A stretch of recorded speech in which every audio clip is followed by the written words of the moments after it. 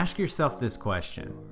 What are the most memorable, creative videos that you watched on YouTube for Call of Duty Black Ops 3 in this last year? It's a great question. It was a question posed to me by Boogie Forever. And this is for Gray's Mail, man. And you know, I started thinking about it. And this is something that I actually do think about, because when I see a video that inspires me, that, you know, makes me smile or makes me want to put it in my watch later list, and I'll go back and I'll watch it a few times, that's when I know that that YouTuber has found something special. Now, I've seen a lot of really cool videos throughout this year. Some of my favorite channels are really small, like a man named Star. He does these videos where he clips movie scenes in the background, and he uses soundtracks from movies over these, I guess you could call them epic moments of the game. And I like it. I like it a lot. And then Dr. Stephen Payne, he was shouted out by Tabor Hill. He's got an interesting outlook on YouTube, and he is hilarious. Two videos that come to mind, you know, with freshness. How about that? With some freshness. The first one was Tabor Hill. He did a video on awareness. And it was the very first video I had ever watched of Tabor Hill. And it blew my mind away how intricate and well planned and well thought out and edited and put together this video was on the power of awareness in Black Ops 3. The second video, and probably my favorite video all last year, and ignore my phone in the background, all right? All last year was when Optic Scumpy finished or completed the 70 kill TDM challenge on Fringe. He had the game right before it where he got so close. I think he had like 67 kills, and he stayed in the lobby and he grinded it out and he got it. He thought he missed out because he died right off his Wraith in the first go at it, and then he stayed on it. He got a nuclear with a couple unstoppables, looped his streaks 3 times, and he did it. And then about a month and a half, 2 months later, he did it again. And both of those are still in my watch later, and I actually go back and watch those games because they make me happy, because I watched this guy grind it out, and I could feel his frustration, because when I did the 70 kill TDM challenge, even though I didn't do it live, I did not grind it like other YouTubers did where they'll sit down and play for like 4 or 5 hours. I would get on, I would play 2 to 3 games of TDM, and then I'd move on to Domination or Safeguard or whatever else I was going to do. I didn't want it to be a grind. I wanted it to be enjoyable. So those two things, when Optic Scumpy finally did the 70 kill TDM challenge and Tabor Hill's awareness vid.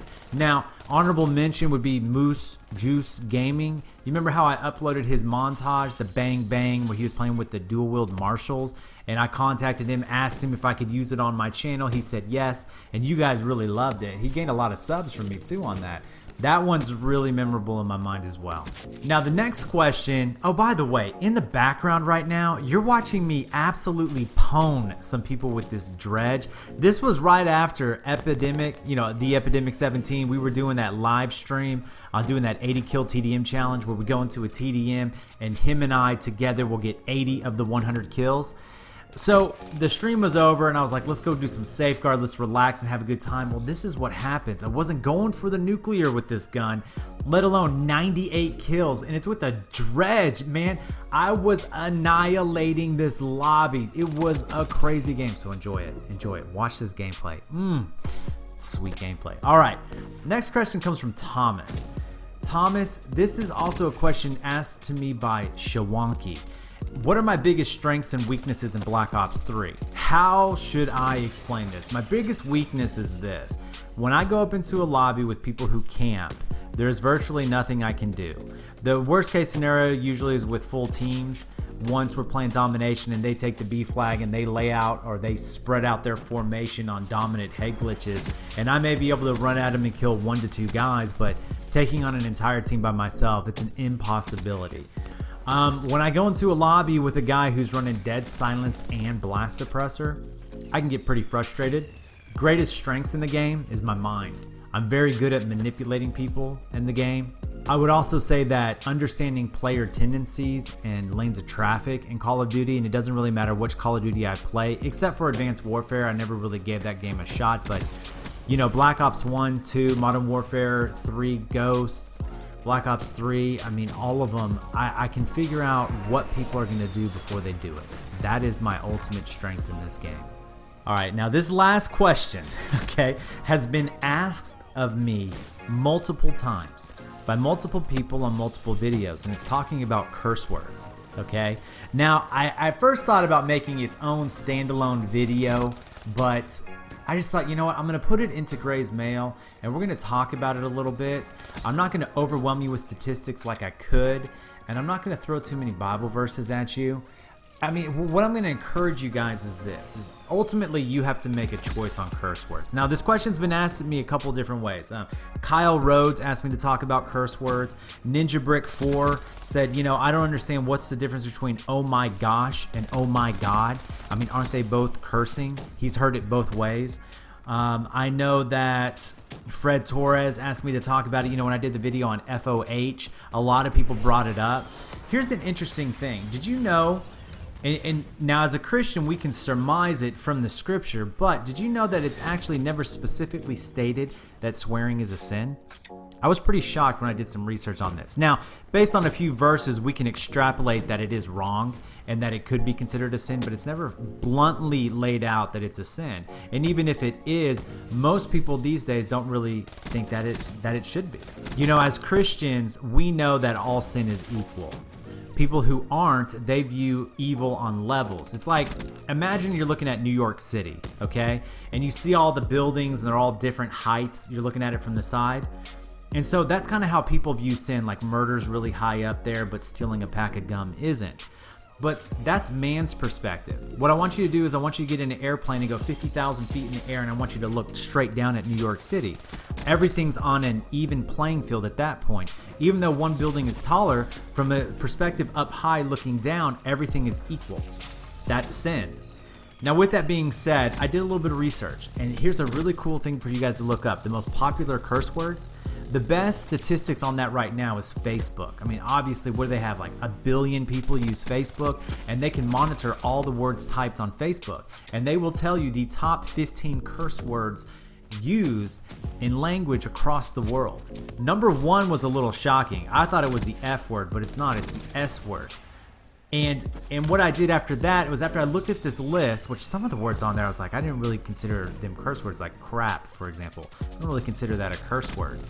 But then from there, you can take those words and you can then go look at the etymology of the word. Where did it come from? And you start to understand that a lot of these words weren't considered curse words until society deemed them curse words. For the longest time, I thought that the F word was derived from fornication under the crown of the king, but I was wrong. It's actually derived from the German language. In fact, the form of the F word was used in some Bibles many years ago to indicate copulation. The S word actually is derived from this, and it's crazy. You go read the story on where the S word came from, okay? Because it actually comes from a shipping term when they would ship this product. I think it was manure, and as it would ship, the methane gas would build up, and so the SHIT actually stood for something, and they would put it on the crates as a warning to people when they opened it up. Very interesting story. We all know the B word is nothing more than a female dog. But here's the thing. What was crazy about it is that profanity being used in public vocabulary was not really a big thing until after 1960. That's when, you know, the make love not war and the sexual revolution started. Everything started to change. And then even into the 1980s, you didn't see it that much, but in the 90s, in the 1990s was the introduction of rap music. And I'm not blaming rap music, but what that did was it opened up the doors to using vulgar language in music.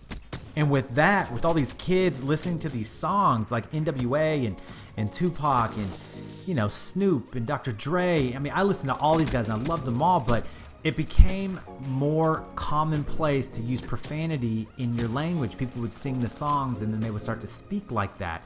And then profanity grew and grew and grew. Now, do I agree with using profanity in normal tongue? No, I don't. I think it's vulgar. I think it shows an inability to form common words on your own.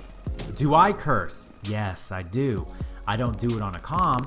I mean, maybe when I get frustrated in life, I will. When I hang out with certain friends, I will. When I talk to my wife about, you know, certain things in life, it'll come up. But in front of my kids, no. Out in public, no. I just don't do that kind of thing, nor do I think anybody else should. But that is what I have to say about profanity. It's an interesting topic. I would like to go more, but man, that's like researching a paper for a doctoral thesis, man. It's a lot of work. All right, you guys, you got to let me know what you think about this, okay? And I need more questions. I like a big, broad spectrum of questions. And this gameplay in the background, mwah, love it. All right, you guys, if you enjoyed the video, hit that thumbs up button, leave a comment down below with a question. And if you're new to the channel, I welcome you and I ask you to subscribe because I'm here every day, baby.